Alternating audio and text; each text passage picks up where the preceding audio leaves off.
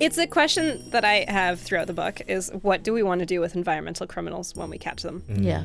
What would you want to do? So I personally, okay, this is what I would have done. I know.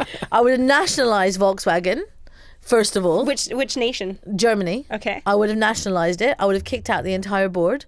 I would have made it so that they were not able to sit on another board of a company again. Yeah. If people were directly new, then they would have to go to jail for a period of time. In general. Like if they knew anyone as the engineers. No, senior. Okay. With the engineers, The I managers. think we talk about exactly what happened with the engineers, because I do think there could be more nuance there. But as a company, I think it should not be able to make profit going forward. I think it should have paid everyone back, and then it should no longer be able to make profit. It should no longer be able to pay its shareholders. I think it lied, it cheated, and I do not think we reward capitalism with more capitalism. What do you think? Not my shares. Don't take my shares. No, I think. Oh, I don't know, man. It's difficult because I feel like maybe this is where there needs to be some kind of just transition. And maybe in my mind, I'm like in two places. One is like punishment, do harsh things so that people know they can't get away with it. But Like I don't what? actually believe that works. What are harsh things? Like send everyone to prison, send everyone to jail. But I don't think that works. We know that people that go to jail often reoffend. So the chances are they're going to come out and do more worse stuff.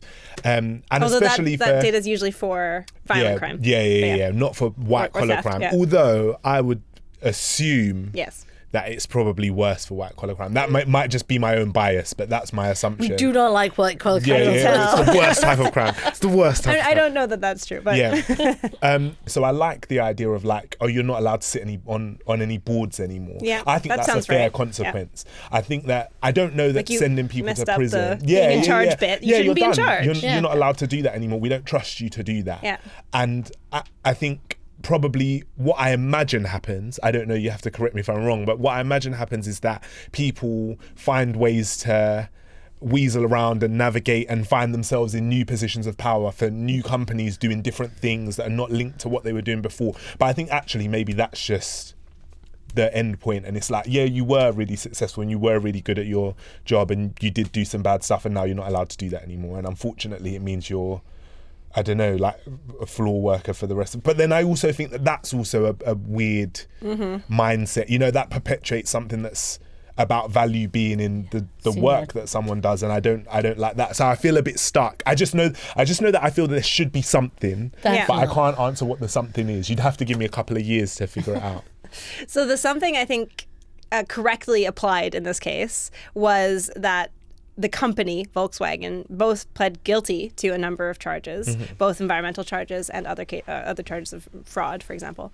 And the advertising campaign, the greenwashing campaign, they also had to pay for that. They had to pay back consumers for their cars. They had to upgrade some of the cars. So you can still walk around London and you see like the remnants of the diesel centers. I think they're called diesel centers. And you can sort of see the signs now just now being pulled off, where you could go in and they would change the software of your car. And so they had to offer that to everyone who had a diesel. They probably still do in some parts of the world. And but the main thing is that they had to pay billions in penalties as a company. So if we're looking at the cost benefit, back to that, like they did this because it was cheaper. Well, if it's definitely not cheaper, then you're less likely to do it. And so I think that is definitely part of the answer, is making sure that cost benefit calculation is taken into account, the costs, not just to the environment, but also to you as a company because of your violations of the environment are taken in. More important, I think, is that we have people who are actually doing these investigations, because we know that high consequences are not themselves going to change much. So like we know that in Texas, for example, in the United States, I'm Canadian. I always feel like I need to say that. Yeah, you're like, I'm not from there, actually. I'm Canadian. We don't have the death penalty. But in Texas, where they have the death penalty, people still commit murder. Like they know that there's the death penalty, and yet. And so I feel like it's obviously a simplified example, but it's the same, I think, with environmental crimes, is that you could have the highest possible consequences. But if you think the chances of getting caught are incredibly unlikely, you're still going to do it. Still commit the crime. And so what matters is how the chance of getting caught more. So you can have a much smaller penalty, actually, but as long as it costs more than what you think you're going to get from it, it'll change your cost-benefit decisions. And in terms of the other consequences, individuals did go to prison. So Right. the first whistleblower went to prison. And he had less time in prison in the States, probably because he was working with the FBI. So he was collaborating. But that's not nice going to prison as a snitch, is it? Because you don't call whistleblowers snitches. I don't think that we should call whistleblowers snitches, but it Never is. call anyone.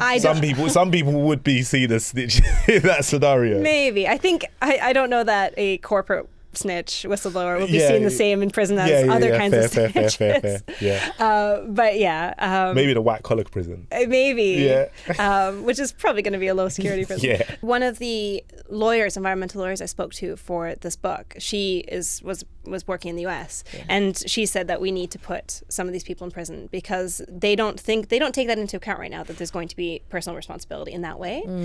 So quite often they will also have fines that they have to pay, which also happened in the Volkswagen cases. That quite a lot of people had to pay fines themselves. Wow. Like But penalties. they're like, I can pay a fine, it's fine. So that's why people park on yellow lines, right? Because they're like, but these are high. convenience. These are really high, and But they they were make a lot of specific. money, no? Yeah, but they were adjusted to their earnings. okay, obviously. right. Because otherwise it doesn't make any sense. Otherwise there's no point. Yeah, that makes sense. So they were specifically, targeted. You're like, imagine if when you parked on a yellow line, they looked at you and they said, Ben, you make this much. This is your fine. Yeah, 40% of your But yearly this is so and so. That, that's the thing with some countries have that for speeding tickets, is that it is proportionate to your earnings, which makes sense. Yes, because it has makes sense. to hurt the same as the idea. Because otherwise it's just, you're like, I'll just pay that. Yeah. You know it works because in my brain I was like, which countries I won't speed there? Depending how much money you're making. Maybe you will speed there. Yeah, exactly. Maybe it's worth it. I got a $5. Not to make any assumptions.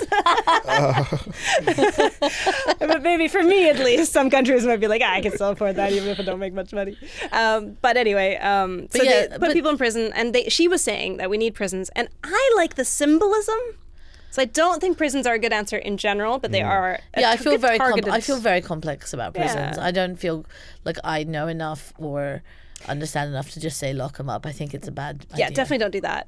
But it does, and I think this is the most important thing, and what I'm trying to do with my book as well as a criminal psychologist, is it places environmental crimes in the same category as other crimes. And other crimes that we really care about societally. And so that I think is good. So if we're doing the thing of putting people in prisons, I think we should definitely be putting environmental criminals there as well. That's an interesting way to think about it.